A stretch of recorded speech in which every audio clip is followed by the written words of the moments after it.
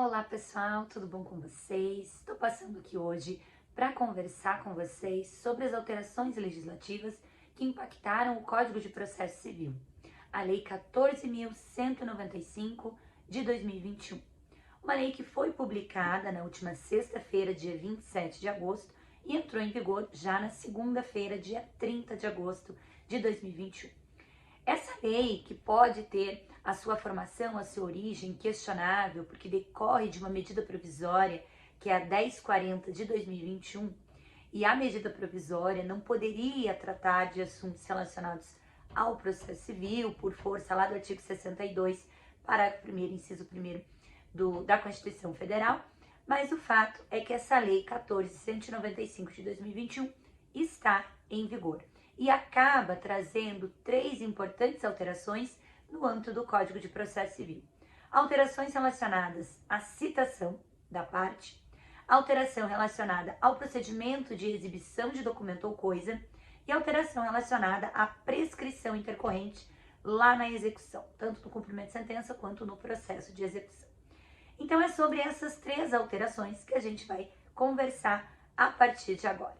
Veja, a Lei 14.195 de 2021, ela traz importantes reflexos sobre o direito empresarial, acaba extinguindo a empresa de responsabilidade limitada, a EIRELI, acaba facilitando a criação empresária, favorece sócio minoritário, protege, então traz importantes transformações no âmbito do direito empresarial. E no meio dessas transformações, abre um capítulo para falar da racionalidade processual, a racionalização processual, e inclui essas 3 significativas modificações. Então vamos conversar sobre a primeira. Quais são os reflexos da citação do réu por essa nova lei pela 14.195? Então o reflexo da citação do réu, ele já começa lá no artigo 77. O artigo 77 do Código de Processo Civil é aquele artigo que trata dos deveres das partes e seus procuradores, que é aquele artigo clássico que a gente sempre acaba fundamentando na petição inicial, da necessidade do advogado, no primeiro momento que tem para falar nos autos, e juntar a sua procuração. E no artigo 77, a lei cria um inciso novo para dizer que as partes devem manter os seus cadastros eletrônicos atualizados com o Poder Judiciário. E tudo isso por quê? Para que se possa ser feita a citação e a intimação. Essa alteração, ela traz um significativo impacto, porque quando entrou em vigor o Código de Processo Civil de 2015, houve uma obrigatoriedade às pessoas jurídicas de direito público interno de já terem um cadastro no Poder Judiciário para recebimento de citação e intimação. Então, se você fosse entrar com uma demanda contra o município, contra o Estado, a partir do CPC de 2015, essa citação para as pessoas jurídicas de direito público interno já eram feitas eletronicamente.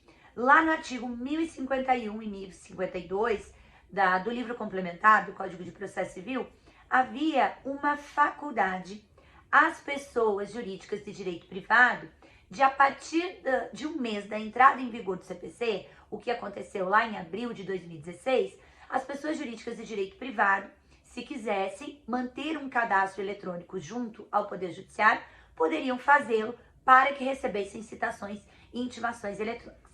Estavam excluídas dessa regra a microempresa e empresa de pequeno porte, porque, à luz do Código Civil, lá no artigo 970, são pessoas jurídicas que têm um tratamento favorecido, simplificado e diferencial.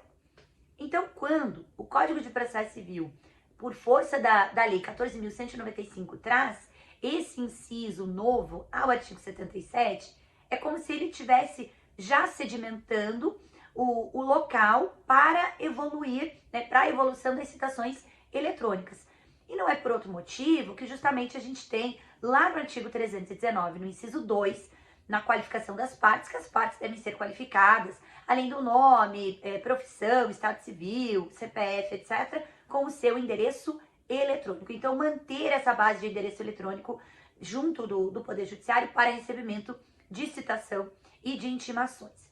O CNJ, claro que ainda não se manifestou, essa legislação acabou pegando todo mundo de surpresa, inclusive o CNJ, mas já temos informações do CNJ que o CNJ está trabalhando num serviço de domicílio eletrônico para construir essa nova realidade de citações e intimações eletrônicas. E diante disso, qual é o cenário que se coloca a partir dessa necessidade de atualização dos cadastros eletrônicos? O cenário que se coloca é uma alteração substancial no artigo 246 do CPC, que era aquele artigo cuja redação originária dizia que a citação iria ocorrer por correio, oficial de justiça, por edital, por meio eletrônico, pelo chefe de secretaria ou escrivão. Então trazia aquele rol de possibilidades citatórias. O que a Lei 14.195 faz com esse rol do artigo 246? Joga fora esse rol e diz assim: a citação será realizada preferencialmente por meio eletrônico. Então, diante desse cadastro atualizado, tanto de pessoas jurídicas de direito público interno, pessoas jurídicas de direito privado, e numa evolução desse raciocínio de pessoas físicas também, que seja feita a citação preferencialmente por meio eletrônico. E daí como é que fica o sistema?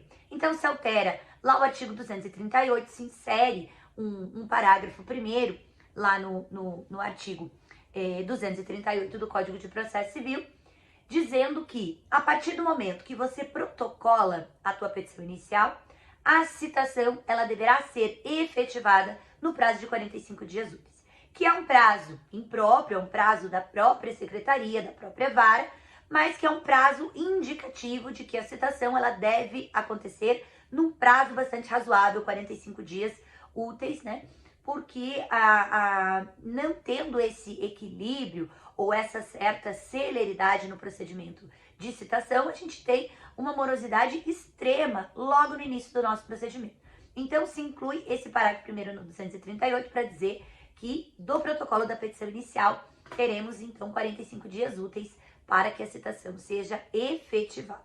E como é que vai acontecer? Então, você vai protocolar, pela redação da Lei 14.195, você vai protocolar a tua petição inicial, o juiz vai fazer aquele recebimento, hipótese de emenda, indeferimento, improcedência liminar do pedido, tudo certo com a sua petição inicial, ele vai preferir o despacho de citação. A partir desse mandado de citação, dessa ordenação da citação, nós teremos 2 dias úteis para que essa citação seja lançada no sistema, para que essa citação chegue no réu. Então a vara, o próprio cartório, o próprio sistema, vai, a partir do mandado de citação, 2 dias úteis para que o réu seja citado. Disponibilizou nesses 2 dias úteis a citação, o réu terá 3 dias úteis para confirmar o recebimento dessa citação. Ele terá, então, esses 3 dias úteis para fazer essa confirmação. E a partir desse marco, a gente tem 2 possibilidades. Quais são essas possibilidades? O réu recebeu a citação e não confirmou.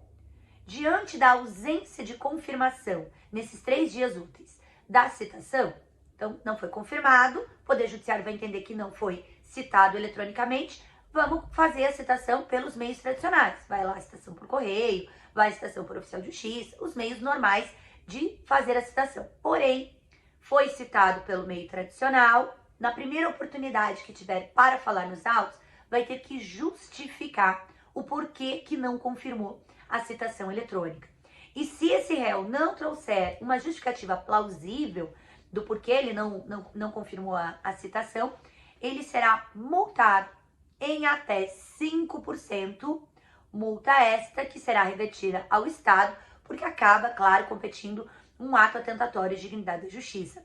Então aqui o legislador, ele aperta o cerco justamente para fazer o processo correr, numa celeridade muito maior e dando essa sanção. Ah, não quer fazer a confirmação da citação eletrônica, quer protelar o feito? Não tem problema. Você vai ser citado pelos métodos tradicionais. Mas na hora que você chegar aqui no processo, a primeira coisa que você vai ter que dizer é justificar por que você não confirmou a citação eletrônica. E caso não tenha uma justificativa bacana, multa de até 5% sobre o proveito econômico da demanda, sobre o valor da causa.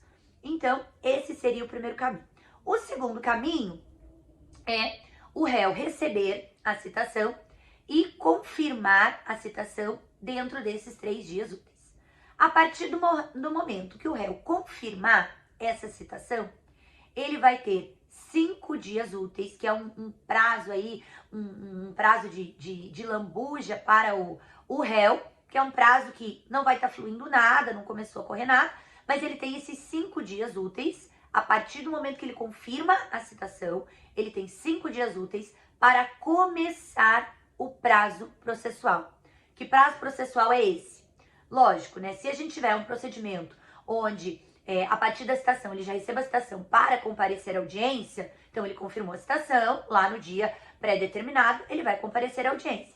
Mas nós temos aquelas situações que a audiência não vai acontecer, ou porque ambas as partes não querem, ou porque o direito não admite autocomposição, que na redação originária do CPC eu tinha que esperar o réu receber o mandado de citação, assinar, esse mandado ia ser juntado nos autos, e a partir da juntada, aí que começava o prazo para ele contestar.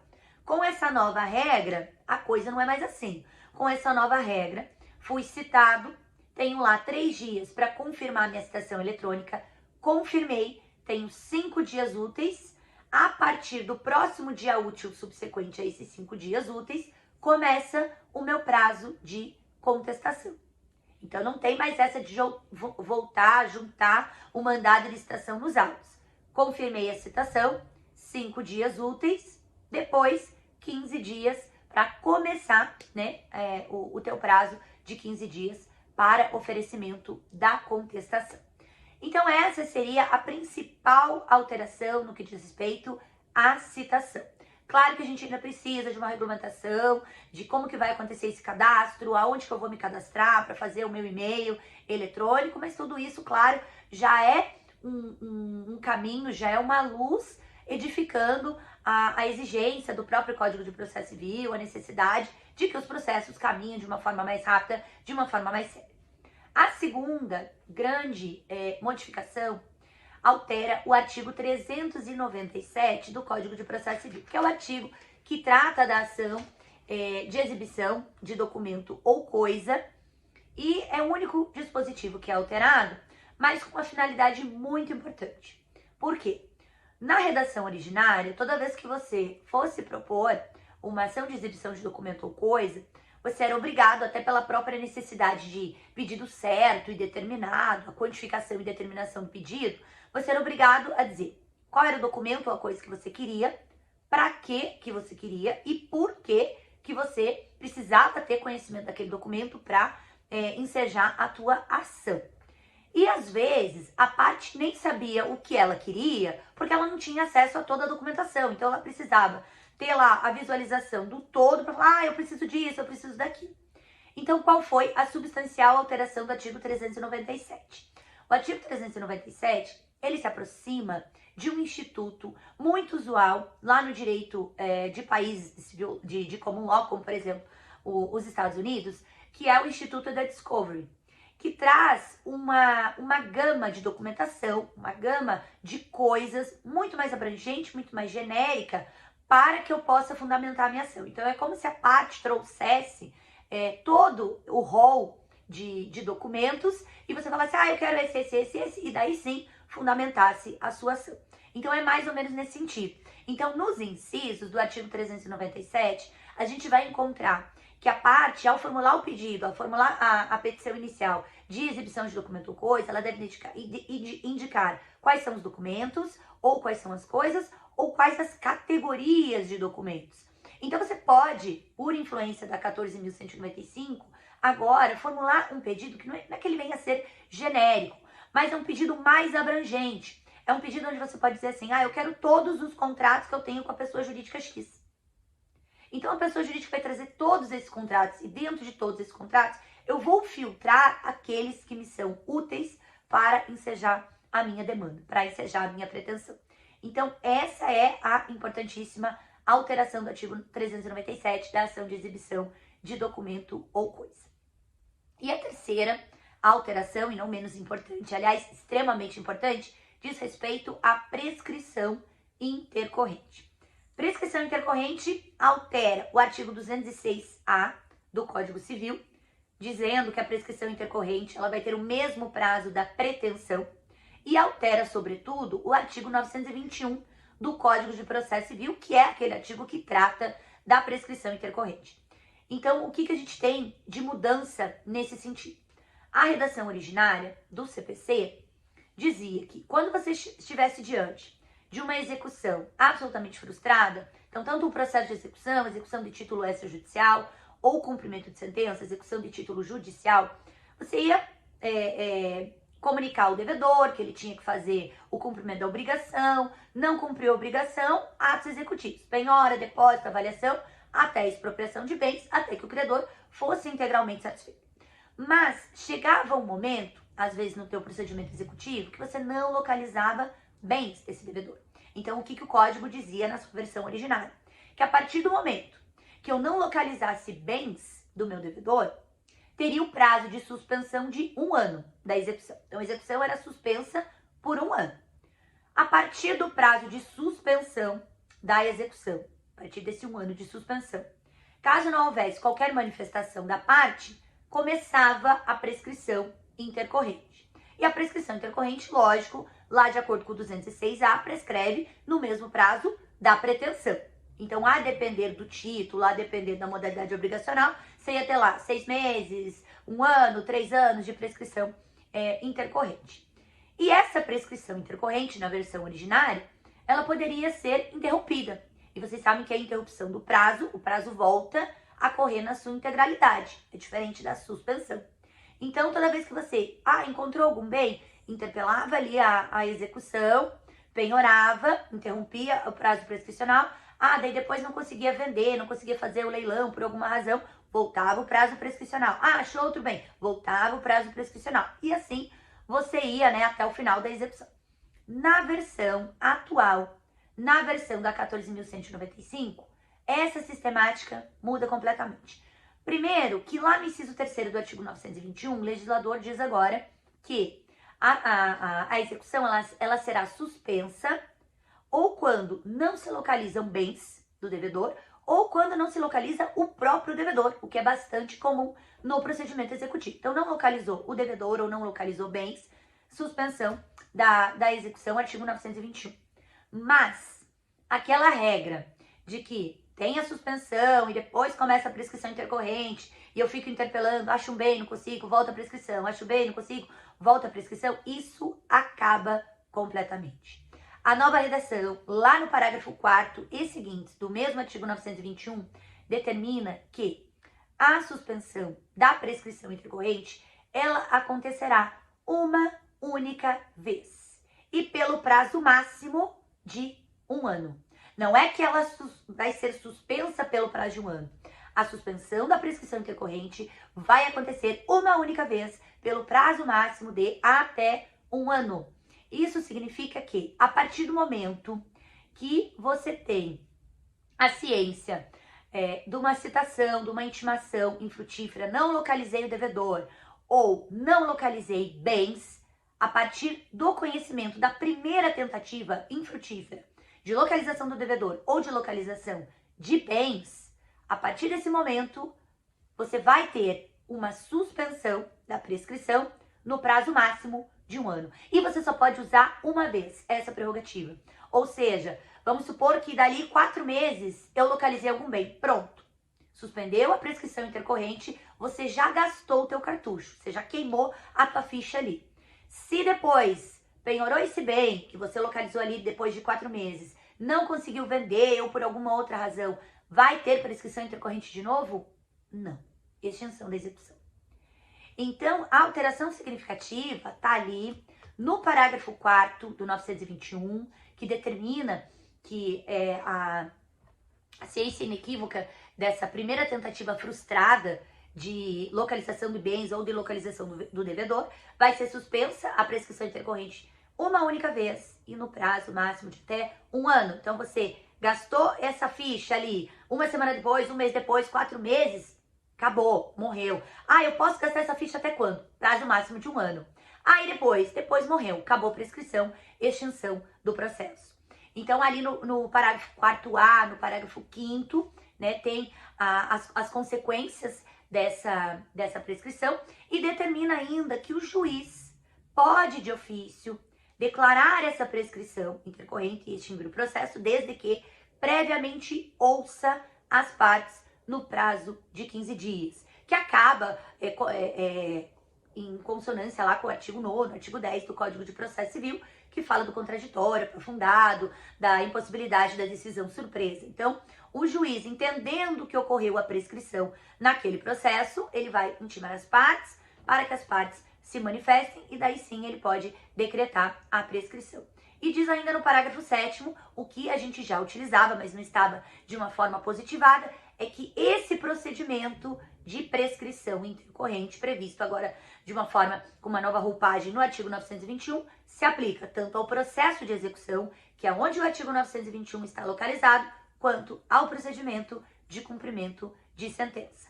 Então essas foram as 3 significativas alterações legislativas da Lei 14.195 para o processo civil. E eu espero você nas nossas próximas aulas, nos nossos próximos encontros. Bons estudos, sempre atualizado pela legislação nova aqui com a gente em processo civil. Até mais, pessoal!